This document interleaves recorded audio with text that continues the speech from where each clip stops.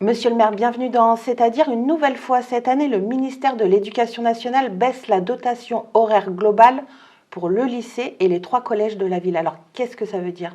Ça a beaucoup de conséquences parce que pour les 4 établissements, c'est plus de 200 heures qui sont supprimées de dotation globale de fonctionnement. C'est-à-dire c'est des heures qui permettent de payer des heures supplémentaires, du travail en groupe, de tout ce qui fait que nos établissements ont de bons résultats ou de meilleurs résultats que ce qu'ils n'auraient s'il n'y avait pas ces horaires supplémentaires.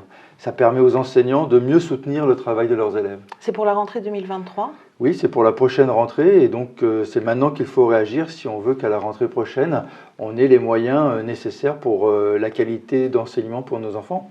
C'est même assez catastrophique parce que c'est quand on améliore la situation qu'on nous dit la situation est bonne ou moins mauvaise et donc on peut vous supprimer des horaires. Mais alors que c'est grâce à ces heures supplémentaires que l'on peut avoir de bons résultats. Alors comment cette baisse de dotation vous est-elle justifiée? Alors sachant que le nombre d'élèves sur la ville augmente, et que cette aide est primordiale pour les élèves. Pour nous, justement, elle n'est pas justifiée.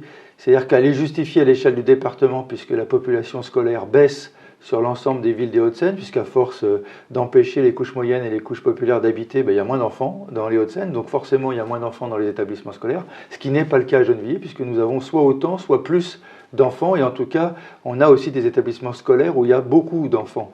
Et donc, on a besoin de ces horaires-là. Donc, pour nous, c'est injustifié. C'est dans les endroits où les villes populaires, où il y a plus de besoins en termes de moyens, qu'ils nous en suppriment. Alors, au-delà du département des Hauts-de-Seine, est-ce que vous êtes la seule ville à avoir ces baisses de dotation? Non, ce gouvernement fait des coupes. Il nous fait le même coup que sur les retraites. Ce n'est pas justifié d'un point de vue financier, mais il fait des coupes dans l'éducation nationale. Et ces coupes, parce qu'il veut augmenter un petit peu les salaires des enseignants, mais plutôt que d'augmenter le budget, il réduit sur d'autres secteurs. Et donc il réduit ses dotations horaires pour pouvoir financer d'autres choses. Ce qui pour nous est inacceptable parce que c'est dans les villes populaires où les enfants vont le plus, et les enseignants vont le plus pâtir de ces mesures. Les parents d'élèves et vous-même alertez régulièrement la direction académique, mais aucun impact puisqu'il s'agit de la 2e année consécutive de baisse de moyens. Qu'est-ce que vous pouvez faire d'autre? Alors c'est pas vrai sur le aucun impact parce que l'année dernière on avait obtenu des heures supplémentaires après la rentrée au lycée par exemple. Donc ça a de l'impact. Il y a des formules qui disent il n'y a que ceux qui ne luttent pas qui ne gagnent jamais, ce qui est vrai. Et donc moi ce que j'invite c'est à mener l'action pour obtenir ces horaires. Et on a de l'impact puisque déjà l'année dernière on avait obtenu des heures supplémentaires pour la rentrée pour le lycée. Vous pouvez vous allier à d'autres villes pour que ce soit plus encore impactant? Oui, la question se pose avec Bagneux, avec Nanterre, mais aussi Colombes, pour obtenir pour nos quartiers populaires des moyens supplémentaires pour l'éducation nationale. Surtout que si on regarde bien, toutes les études prouvent que c'est dans les villes populaires que l'État met le moins de moyens proportionnellement. Et donc pour nous, la question est posée de gagner ces moyens ou de conserver ces moyens en direction de nos enfants. Alors, le partenariat avec la Cité éducative, donc c'est bien l'éducation nationale, oui.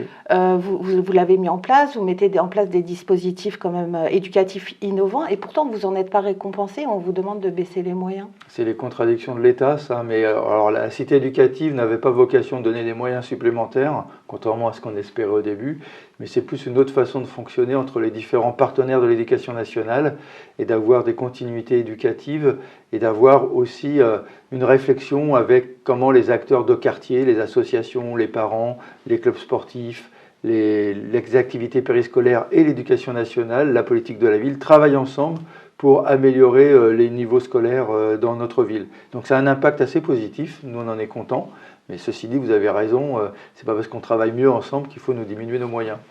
À propos du collège Jacques Brune, où en est le projet de construction? Il avance, et c'est le conseil départemental qui construit ce collège, ce 4e collège, enfin, pour diminuer les effectifs dans les autres collèges et répondre à la montée des effectifs sur toute la ville.